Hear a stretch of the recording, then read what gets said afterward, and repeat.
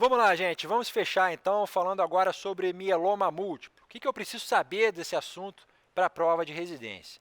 Veja bem, tenho certeza que todos já ouviram falar, já leram nos livros, já escutaram nos rounds, né, as pessoas falando que o mieloma múltiplo é a mais importante discrasia plasmocitária. E tenho certeza também que muitos nunca compreenderam o significado dessa expressão. Na realidade, o termo discrasia vem da palavra grega crasis, né, que é a palavra para mistura. Então, uma discrasia é uma mistura ruim. Ora, uma discrasia plasmocitária é uma mistura ruim de plasmócitos. Eu tenho plasmócitos bons e plasmócitos maus no corpo, mais especificamente na medula óssea do paciente. Por que eu criar uma expressão, né, genérica, discrasia plasmocitária, em vez de chegar e falar assim, não, é uma neoplasia dos plasmócitos. Né? Por que criaram isso? Foi para tirar onda? Foi para encher o teu saco? Foi para dificultar a sua vida? É claro que não. Né? Na realidade, o termo discrasia plasmocitária descreve um espectro de alterações, correto? De alterações celulares, imunofenotípicas, biológicas, clínicas, diagnósticas, né, para se referir a uma doença que provavelmente é uma única coisa, mas que pode passar por várias fases. Né? Então, a gente tem, na realidade, a principal discrasia plasmocitária, uma entidade chamada gamopatia monoclonal de significado indeterminado. Essa é a discrasia plasmocitária mais frequente da prática, mas ela não é a mais importante, porque ela tem bom prognóstico. A gente vai ver que ela pode ou não evoluir para um mieloma múltiplo, né? Ela não se associa a lesões em órgãos-alvo. Quando o paciente passa por essa fase e evolui, né, com uma maior transformação maligna dos plasmócitos e uma maior proliferação dessas células, ele passa a ter um mieloma múltiplo, ok? Que é uma doença com peculiaridades clínicas, diagnósticas, prognósticas, terapêuticas importantes. Então, na realidade, a gente deve entender a expressão discrasia plasmocitária como um espectro de manifestações clínicas. Espectro esse do qual o mieloma múltiplo é a forma mais grave, né, a mais preocupante, que é a que a gente vai estudar, vai dar foco nela aqui nesse momento.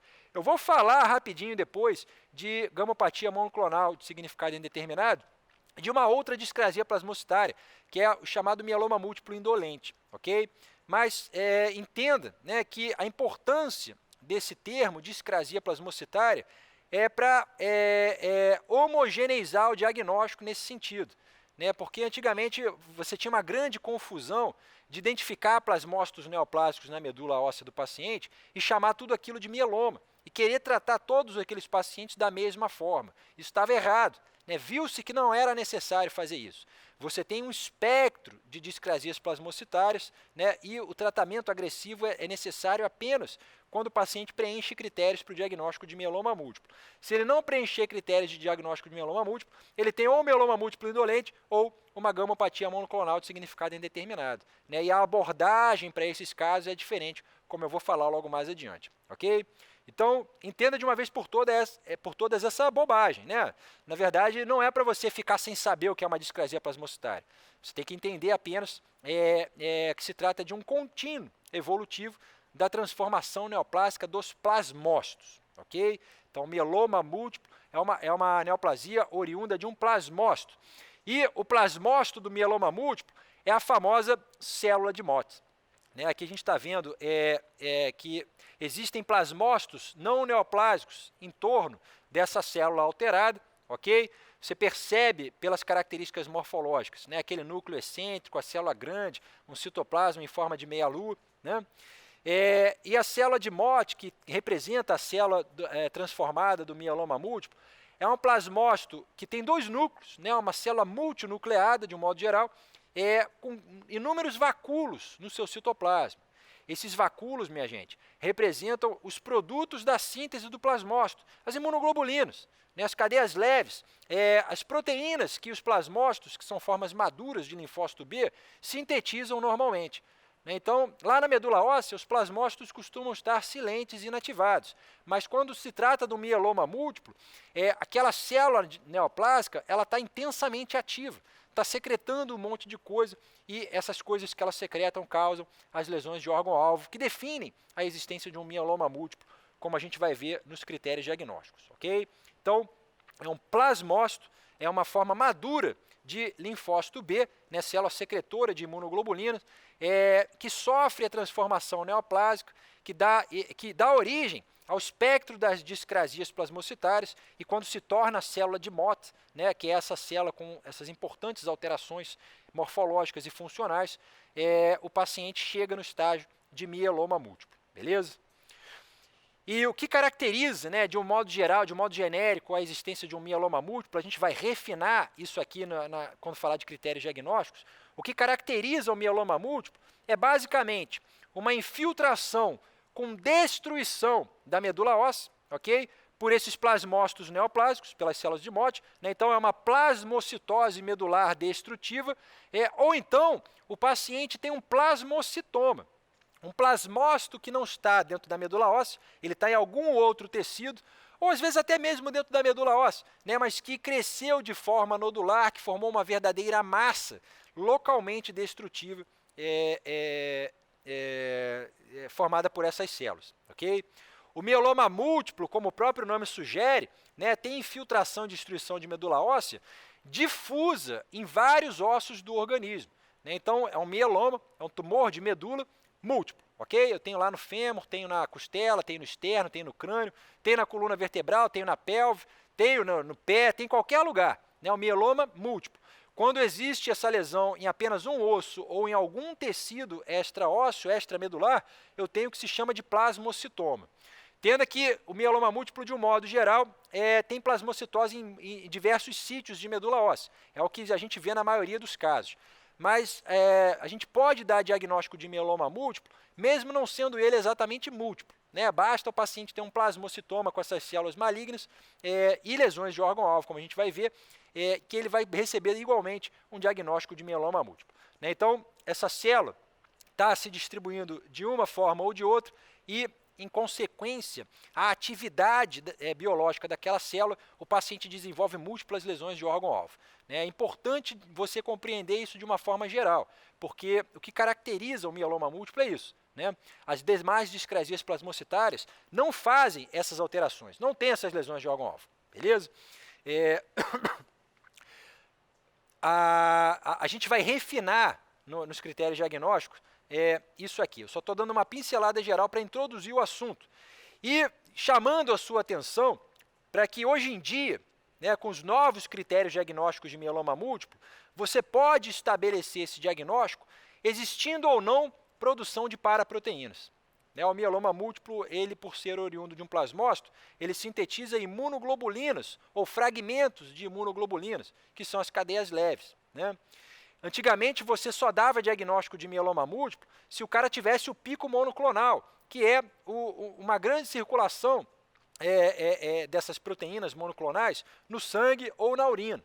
Né? Mas hoje em dia, com os atuais critérios diagnósticos que eu vou destrinchar aqui com vocês, o paciente pode receber o diagnóstico de mieloma múltiplo, mesmo sem ter a produção de paraproteínas. Okay?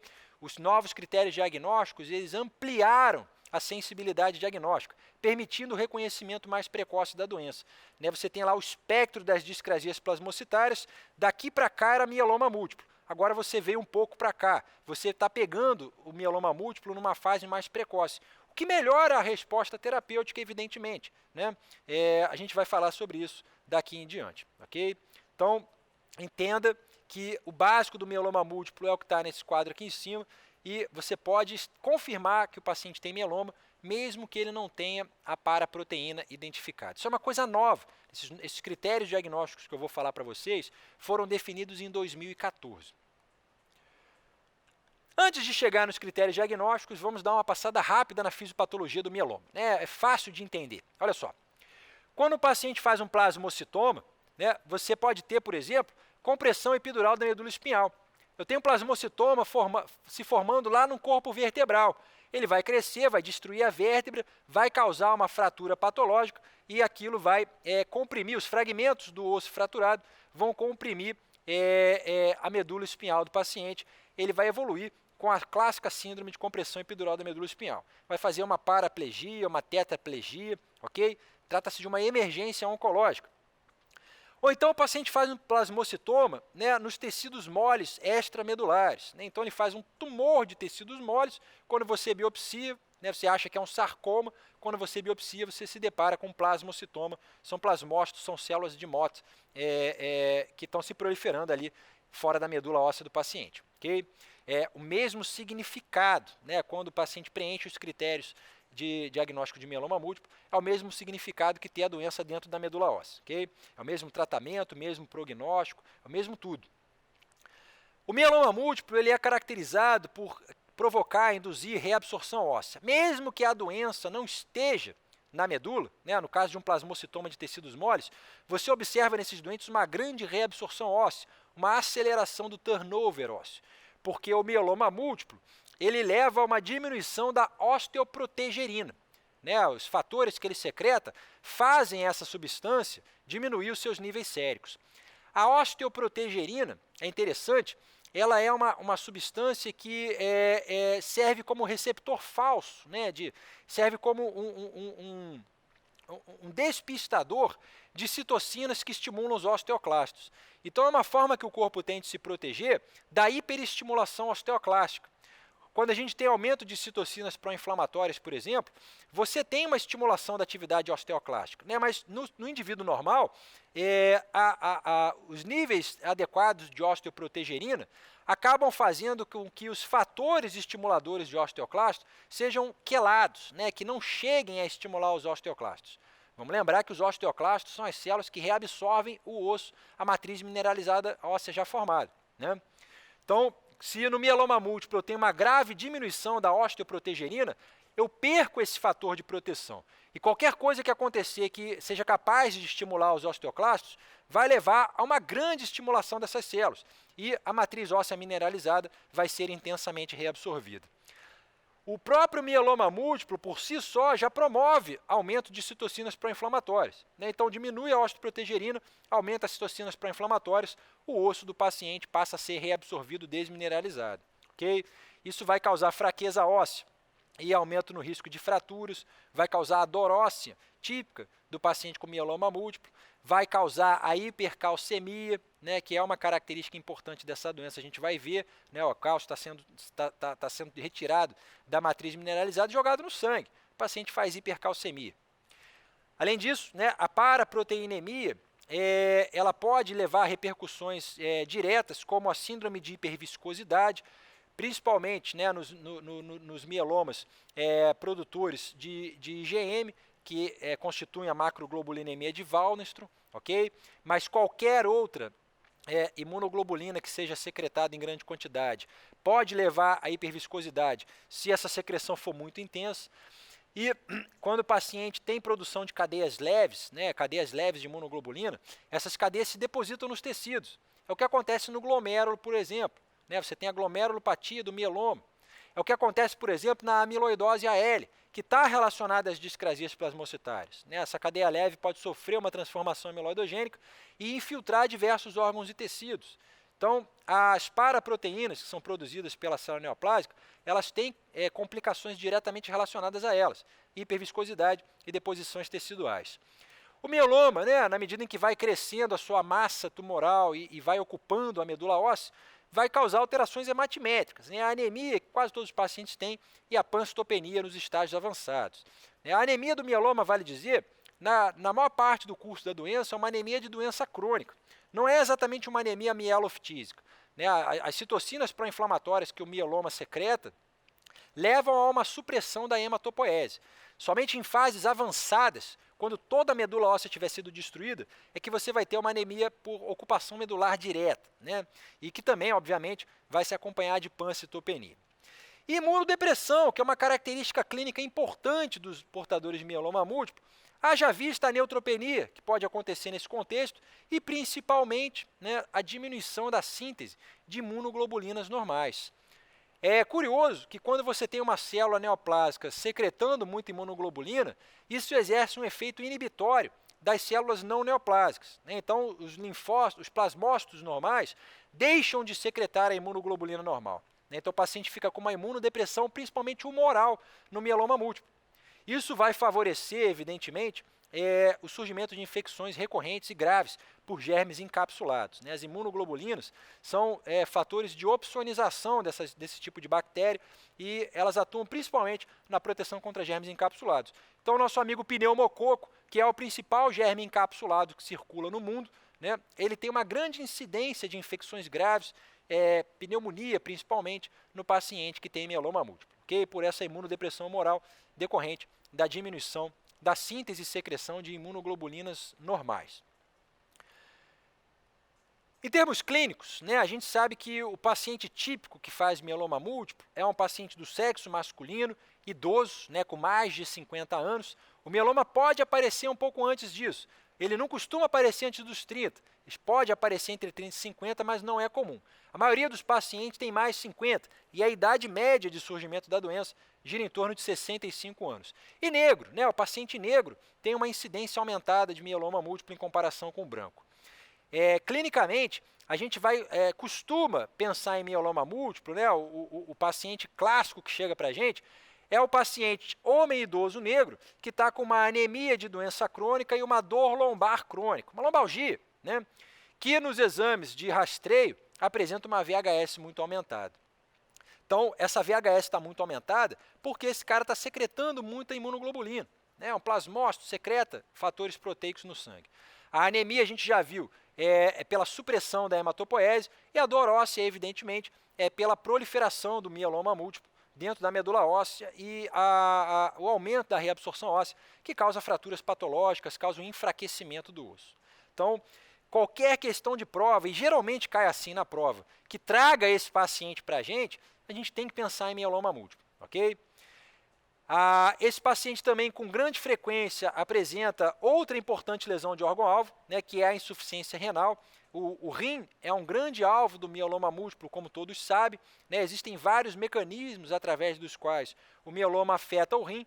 Pode ser uma glomerulopatia amiloide, pode ser uma glomerulopatia por deposição de cadeias leves não transformadas em substância amiloide. Pode ter um componente de hipercalcemia, principalmente nos casos de insuficiência renal aguda, né? A hipercalcemia promove vasoespasmo das arteríolas aferentes do glomérulo, e pode ser o famoso rim do mieloma, né? Que é uma tubulopatia, né? Uma forma de nefrite tubulointersticial crônica, decorrente da formação de rolhas de imunoglobulinas, principalmente cadeias leves, que são filtradas no glomérulo. A gente viu que o mieloma múltiplo está lá secretando imunoglobulina em cadeia leve. Essas cadeias leves são rapidamente filtradas no glomérulo, elas formam cilindros obstrutivos no sistema tubular renal do paciente. Isso vai gerar o entupimento do néfron, que por sua vez desencadeia uma resposta inflamatória crônica, né? Uma nefropatia tubulointersticial crônica, que leva à perda irreversível de néfrons e insuficiência renal crônica. Okay? Então, o paciente com mieloma múltiplo com frequência tem lesão renal. Nos exames bioquímicos, a gente observa ainda o pico monoclonal, né, que aparece com grande frequência no soro e pode aparecer na urina também. Né, o pico monoclonal é chamado de componente M. Isso quer dizer que existe uma paraproteína, né, uma proteína monoclonal, ou seja, uma proteína que foi sintetizada por um único tipo de plasmócito, que é o plasmócito neoplásico com expansão clonal. E na eletroforese de proteínas plasmáticas, que é a PEP, né, você vai observar geralmente lá na fração gama ou na fração beta, que tem aquelas curvinhas e, pum, um pico monoclonal ou componente M. Okay?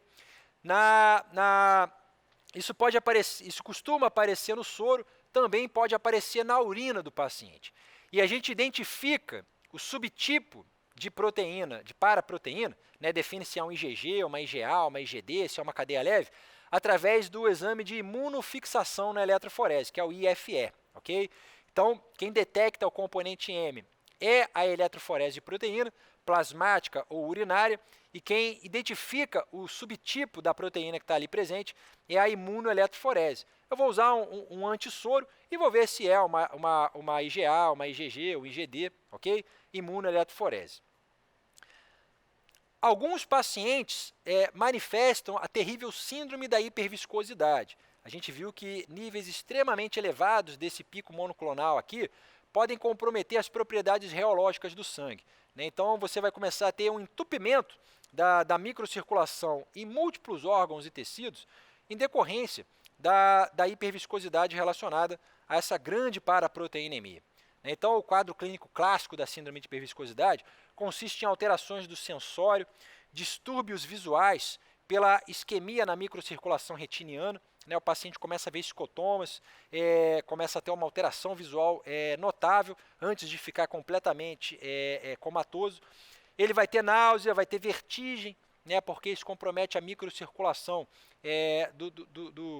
do ouvido interno, compromete a microcirculação no tronco cerebral, e sangramentos mucosos, né? Um sangramento de distúrbio, de padrão de distúrbio plaquetário, porque as paraproteínas do mieloma múltiplo, elas revestem a superfície das plaquetas. Então, as plaquetas perdem a capacidade de se agregar, né? A paraproteinemia é um importante fator causal de distúrbio da hemostasia primária. Por isso, na síndrome de hiperviscosidade, o paciente costuma ter sangramento mucoso, epistaxe, né, sangramento gengival, hematúria, ok? Tudo isso aqui junto sugere para a gente hiperviscosidade. Alguns portadores de mieloma se apresentam com síndrome de hiperviscosidade. Então, eu botei isso aqui para explicar para vocês como que é a síndrome da hiperviscosidade e para lembrar que ela também pode estar presente na apresentação inicial do paciente, ok? E alguns pacientes com mieloma desenvolvem amiloidose, no caso a amiloidose AL, também chamada de amiloidose primária, né? Vamos lembrar que, apesar de se chamar amiloidose primária, ela pode estar associada ao mieloma múltiplo, né? Muita gente acha que por ter o termo primário no nome, a amiloidose AL não estaria associada a nenhuma doença. Não é verdade. Ela pode não estar associada a nenhuma doença, mas ela costuma estar associada ao mieloma múltiplo, ok? E na amiloidose AL, as cadeias leves de imunoglobulina sofrem a chamada transformação amiloidogênica, né? Ela passa por uma transformação bioquímica que a torna propensa a formar folhas beta pregueadas. Essas folhas betas pregueadas, elas vão se depositar em múltiplos órgãos e tecidos, principalmente no glomérulo e nos nervos periféricos, no sistema retículo endotelial do paciente, causando hepatosplenomegalia, e em vários outros tecidos, como a língua, por exemplo, dando o clássico achado de macroglossia. Então, a gente pensa em amiloidose AL no paciente com mieloma se ele tiver síndrome nefrótica, por exemplo, né, por conta da glomerulopatia amiloidótica. Se ele tiver com uma língua grande, se ele tiver hepatosplenomegalia. Um paciente com mieloma múltiplo e hepatosplenomegalia provavelmente tem amiloidose AL, uma vez que a doença não afeta o fígado nem o baço diretamente, né? O mieloma em si não costuma causar hepatosplenomegalia. O paciente com mieloma que tem esses achados provavelmente tem amiloidose AL. E na biópsia de fígado ou de baço dele, você vai ver que, na verdade, o aumento de volume do órgão é decorrente da deposição de substâncias amiloides no tecido extracelular, ok? E a neuropatia periférica também sugere, no mieloma múltiplo, a existência de amiloidose AL. Com relação aos subtipos de mieloma múltiplo em função da paraproteína que é sintetizada, o mais frequente de todos é o mieloma de IgG, né? Responde por cerca de 60% dos casos. Em segundo lugar, vem o mieloma de IgA, com 20%, e 15% dos pacientes têm um mieloma que não secreta a molécula de imunoglobulina toda, apenas as cadeias leves, ok? Então, na eletroforese de proteína, você não vai ter, no pico monoclonal, um aumento de imunoglobulinas. Na verdade, você não costuma nem ter eletroforese de proteína plasmática positiva nesses doentes, né? Ele não tem componente M no soro, e sim na urina, porque as cadeias leves, elas são rapidamente filtradas no plasma, né? Então, esses pacientes aqui, esses 15%, são aqueles pacientes com mieloma que não tem componente M no soro, apenas na urina, porque você detecta a cadeia leve na eletroforese de proteína urinária, ok? Ela não está no soro, ela foi filtrada, ela está apenas na urina do paciente. É a famosa proteína de Banks-Jones, né, que caracteriza o mieloma múltiplo, ok? Uma imunoeletroforese identifica para você que é uma cadeia leve, uma cadeia lambda ou uma cadeia kappa. Existem ainda outros subtipos de mieloma múltiplo, né? O produtor de IgD, de IgM, que é a macroglobulinemia de Waldenstrom, a gamopatia biclonal, né? Existem duas células neoplásicas diferentes que se proliferam, então o paciente combina aí um IgG com IgA, isso pode acontecer, né? Obviamente é uma doença mais agressiva, ok? E existe também o mieloma verdadeiramente não secretor, né? O mieloma múltiplo, onde você, através da eletroforese de proteínas plasmáticas e de proteínas urinárias, não identifica nenhum desses subtipos aqui, né? O mieloma não secretor é uma doença de pior prognóstico, tem um péssimo prognóstico, diga-se de passagem, né? E eu rodelei aqui também o IgD, porque de todos esses, apesar de ser infrequente, representando cerca de 2% apenas dos mielomas múltiplos, o mieloma produtor de IgD é o tipo de pior prognóstico de todos, né? Então, a gente tem no mieloma não secretor uma doença muito ruim, mas no IgD é o pior prognóstico de todos, ok? Em relação à investigação das dores ósseas do paciente, a gente solicita exame de imagem, né? E, de um modo geral, no paciente que tem mieloma múltiplo, é preconizado o inventário radiográfico do esqueleto. Você vai observar no mieloma lesões líticas, né? A maioria dos pacientes tem lesões puramente líticas, como na clássica lesão de mieloma na calota craniana do paciente. As lesões líticas são essas manchinhas mais pretas, escuras, que você está vendo aqui. São a medula óssea naquele local tem uma grande reabsorção óssea. Então, a célula neoplásica está ali dentro, estimulando os osteoclastos a causarem uma rarefação da matriz óssea mineralizada. Okay?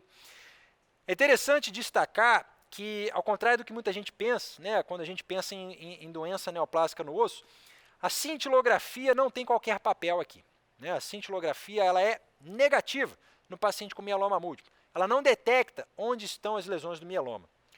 Por que isso acontece? Né? Você sabe que em outras formas de doença óssea neoplásica, como as metástases do câncer de próstata, por exemplo, a cintila é muito útil. Né? Você pede uma cintilografia óssea e o esqueleto do paciente brilha em vários pontos se ele tiver metástase. Aqui no mieloma isso não acontece, porque a fisiopatologia é diferente. Na metástase óssea de um câncer de próstata, por exemplo, onde a gente tem lesões blásticas, você tem estimulação da atividade osteoblástica. Okay? Então, os osteoblastos é que captam o contraste cintilográfico e concentram esse contraste nas regiões afetadas pela metástase. Então, no caso do câncer de próstata, por exemplo, onde tem metástase óssea, brilha na cintilografia. A cintilografia é um exame bastante sensível no câncer de próstata para a detecção de metástases ósseas. Aqui no mieloma, você não tem esse mecanismo, as lesões são líticas, existe uma inibição da atividade osteoblástica, então você não capta o contraste cintilográfico, né? Você vai ter aquelas regiões com a doença e o esqueleto vai parecer normal no exame de cintilografia de corpo inteiro. Então a cintilo não é útil na investigação de paciente com mieloma múltiplo. Eles perguntam isso em prova às vezes, ok? Bota lá uma questão para você solicitar exames de avaliação do paciente com mieloma múltiplo e nas alternativas tem cintilografia. Não vai marcar essa questão, porque a cintilografia não é útil. A gente faz inventário radiográfico com radiografias simples, isso é o que se fazia antigamente e o que se faz nos lugares com pouco recurso, ou de forma mais sensível ainda, né, do que o raio-x, porque o raio-x demora um pouco para alterar com a lesão lítica, a gente pode pedir uma ressonância nuclear magnética, ela é mais sensível que o raio-x, vê onde tem mieloma antes que o raio-x consiga fazer isso, né, ou mesmo o PET scan, né, que é menos disponível de todos, é o mais caro, mas é o mais sensível de todos. Você vai ver lá brilhar a captação do PET scan nos locais onde a doença está localizada. Ok? Então, o importante aqui é saber que cintilo não tem utilidade. Classicamente é feito inventário radiográfico. Você radiografa o paciente todo. O crânio, o úmero, as vértebras, as costelas, o externo, né, o quadril, a bacia, ok? Ou pede uma ressonância nuclear magnética. É mais sensível, mais interessante, não fica radiografando o paciente todo. Se possível, peça um PET scan que é mais sensível ainda, ok? Bom, gente, chegamos então num ponto importante dessa aula, que é o diagnóstico de mieloma múltiplo.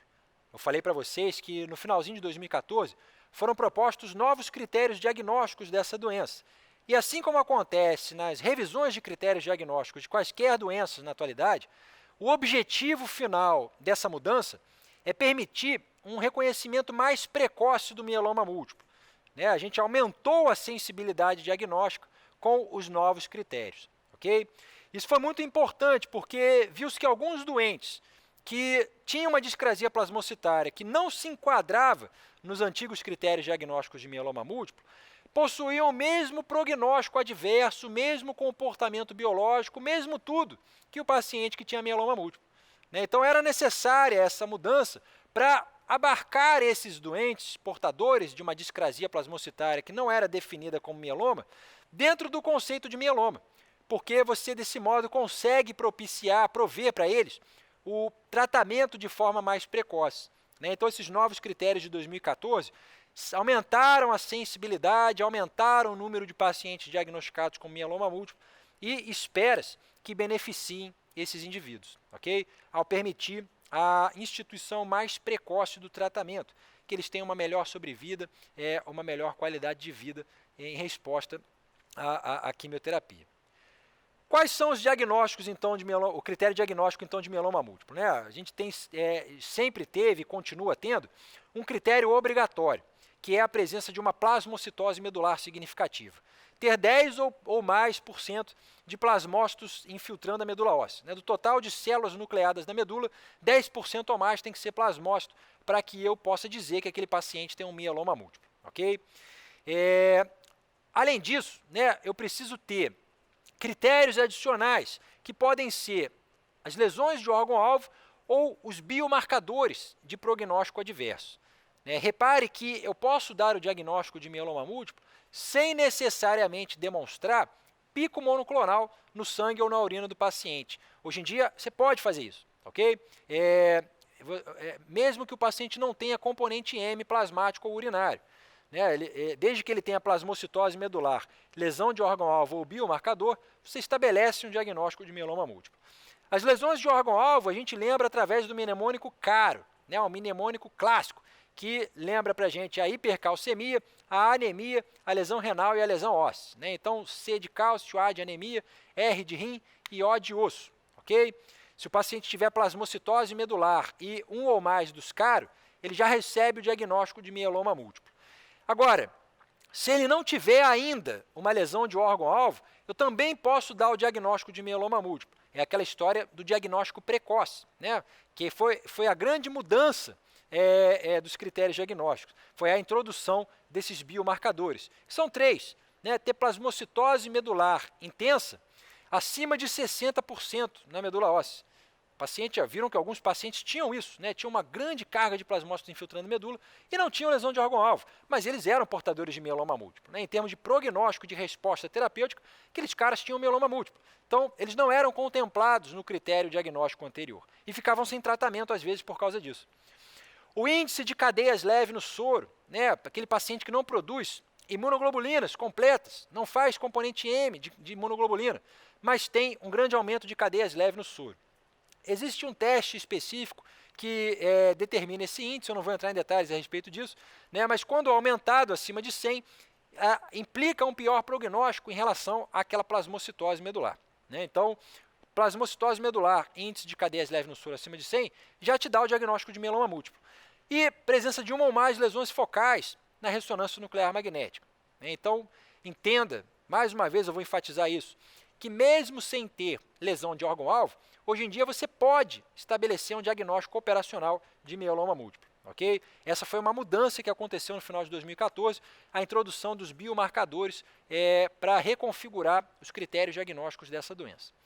Se cair na prova, eu diria para vocês que tem uma grande chance de cair isso, porque é a novidade, é o quente e é uma coisa boa, porque permitiu ampliar a sensibilidade dos critérios diagnósticos e começar o tratamento mais precocemente nesse subgrupo aqui, no grupo que ainda não tem lesão de órgão-alvo, ok? Então, guarda esse slide aqui, guarda o que eu falei na sua cabeça, para a prova e para a sua vida médica daqui em diante. Bom, pessoal, como eu havia prometido, vamos comentar sobre os principais diagnósticos diferenciais do mieloma múltiplo. A gamopatia monoclonal de significado indeterminado, sigla em inglês para MGUS, e o mieloma múltiplo indolente, também chamado de smoldering mieloma. São duas discrasias plasmocitárias, estão dentro do espectro de alterações dos plasmócitos, mas que não preenchem os pré-requisitos diagnósticos para a confirmação de mieloma múltiplo. E, portanto, não são tratadas como um mieloma múltiplo, tendo um tratamento específico diferente. A gente não vai abordar isso aqui agora, eu vou só descrever para vocês as características que definem cada uma dessas entidades. Então, a gamopatia monoclonal de significado indeterminado não é um mieloma, não tem o critério obrigatório, a plasmocitose medular é inferior a 10%.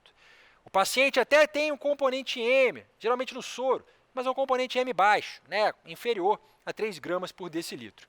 Por não ser um mieloma múltiplo, não ter um componente M significativo, esse paciente não faz lesão de órgão-alvo, ok?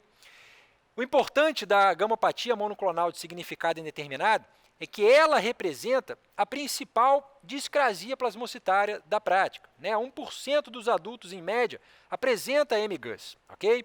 E cerca de 1% desses pacientes desenvolve mieloma múltiplo a cada ano, né? Então, podemos dizer que a gamopatia monoclonal de significado indeterminado é uma lesão precursora do mieloma em muitos casos, né? É importante entender que nem todas as gamopatias monoclonais de significado indeterminado se transformam em mieloma múltiplo, correto? Mas 1% ao ano desses indivíduos evolui para mieloma múltiplo. Então, em alguns pacientes, ela é de fato uma precursora da doença, né? Está dentro do espectro das discrasias plasmocitárias. E é importante entender também que é 1% dos adultos em média. Na medida em que a idade aumenta, a prevalência de gamopatia monoclonal de significado indeterminado aumenta também. Então, no paciente idoso com mais de 65 anos, até 5% vai apresentar gamopatia monoclonal de significado indeterminado. Então, é uma alteração comum da gente encontrar na prática ambulatorial, no consultório, né? E tem que saber reconhecer, tem que saber avaliar o paciente e determinar que ele não tem um mieloma, e sim essa discrasia mais leve. Já o mieloma múltiplo indolente é de fato um mieloma, né? Então ele cumpre o requisito diagnóstico obrigatório, que é a plasmocitose medular maior ou igual a 10%. Nesse paciente, de um modo geral, também tem um componente M, no soro, na urina, significativo, né? Acima de 3 gramas por decilitro. Mas é um doente que não tem lesão de órgão-alvo, né? E não tem também aqueles marcadores de pior prognóstico, os biomarcadores.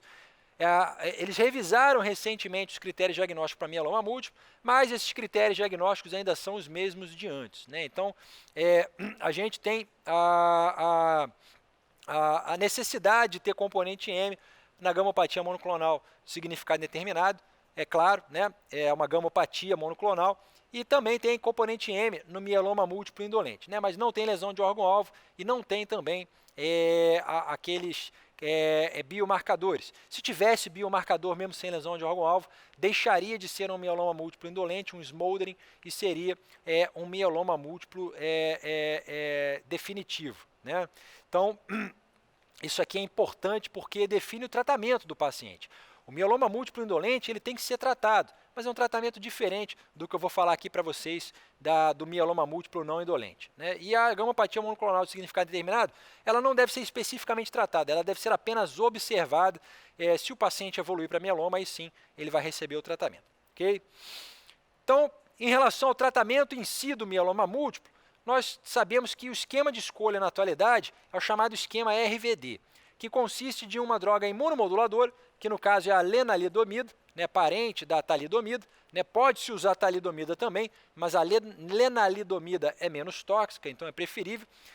O bortezomib, né, que é uma molécula inibidora de proteasoma, né, que é um sistema enzimático que está dentro da célula plasmocitária, e a dexametasona, que é um corticoide que atua diretamente suprimindo a proliferação e atividade dos plasmócitos. O RVD combina essas 3 substâncias e representa, na atualidade, o grande esquema quimioterápico do mieloma múltiplo. Eles costumam perguntar em prova, quando falam sobre esse assunto, dos efeitos colaterais dessas drogas, né? Principalmente da lenalidomida e do bortezomib. Okay? A lenalidomida ela pode causar neutropenia, que é um efeito colateral grave, o paciente já é um imunodeprimido. A neutropenia por ação do tratamento agrava ainda mais essa imunodepressão. E o tromboembolismo venoso, né? A lenalidomida, assim como a talidomida, aumenta a chance de TVP-TEP. Okay? O bortezomib causa neuropatia.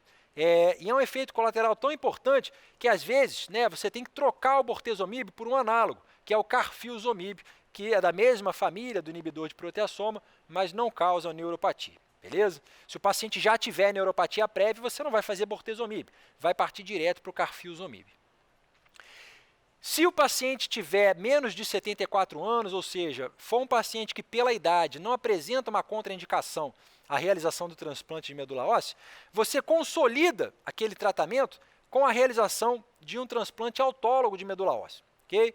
Acima de 74 anos, paciente com 75 anos ou mais, o risco do transplante, mesmo o autólogo, não compensa os benefícios, né? Então, você só indica o transplante se o paciente for mais jovem. Como, em geral, o portador de mieloma múltiplo é um paciente idoso, né, nem todos os pacientes vão poder fazer a consolidação do tratamento com transplante autólogo. Né? Mas se for um paciente mais jovem, por exemplo, aquele cara que está lá entre 30 e 50 anos, que é incomum, né, de abrir mieloma nessa faixa etária, mas é um paciente que, obviamente, a gente vai investir tudo que for possível, né, você vai indicar, depois da quimioterapia, o transplante autólogo como fase de consolidação do tratamento. Okay?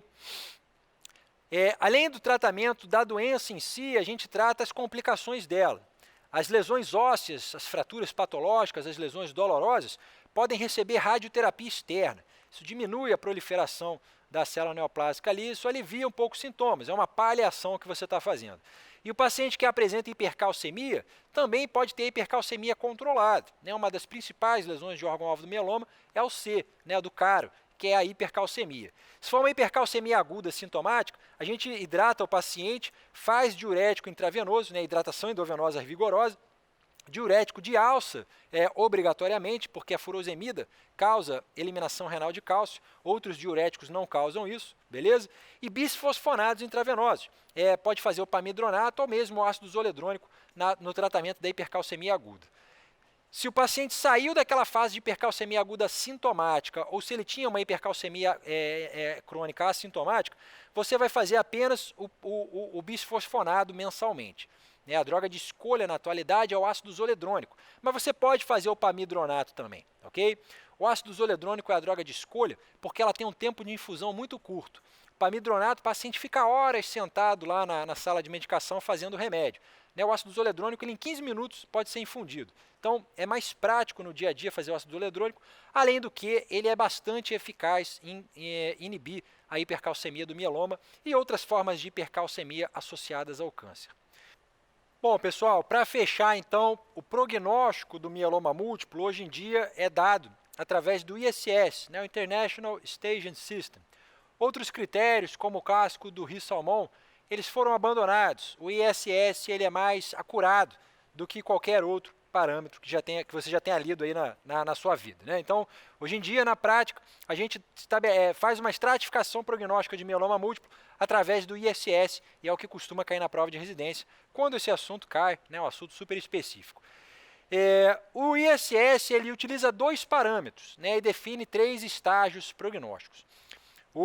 Os níveis de albumina e beta-2 microglobulina, né, a albumina diminui na medida em que a doença avança e o prognóstico piora, porque o paciente está mais desnutrido, está mais inflamado. A albumina é um marcador de fase aguda negativo, né, diminui seus níveis na vigência de inflamação sistêmica. E o mieloma é uma neoplasia que secreta fatores pró-inflamatórios. E a beta-2 microglobulina é um produto da célula neoplásica, né? Então, ele vai aumentar na medida em que o prognóstico piorar, na medida em que a doença estiver mais avançada. Né? Então, o prognóstico, o estagiamento da doença é feito através do ISS. E no estágio 1, o paciente tem uma albumina boa, né, maior ou igual a 3,5, e beta-2 microglobulina baixa, inferior a 3,5. Ao passo que no estágio 3, não importa a albumina, né, basta ele ter uma beta-2 microglobulina acima de 5,5. O estágio 2 é que o paciente pode ter a hipoalbuminemia e um valor de beta-2 microglobulina intermediário, entre 3,5 e 5,5. Ok? Você não precisa decorar isso aqui não, basta você lembrar que o estadiamento da doença, né, que é o principal determinante do seu prognóstico, é feito através do ISS, que utiliza apenas 2 simples parâmetros, 2 marcadores sorológicos, né, a albumina e a beta-2 microglobulina. Beleza? 2 marcadores, melhor dizendo, de bioquímica plasmática, né, não sorológica, são bioquímica plasmática. E fora esse estadiamento, você pode identificar na célula neoplásica algumas alterações genéticas que acarretam um pior prognóstico. As translocações 4,14, 14,16 e alterações no cromossomo 17p, no braço curto do cromossomo 17. Beleza? Era isso que a gente tinha para falar de mieloma múltiplo. Grande abraço, boa sorte a todos.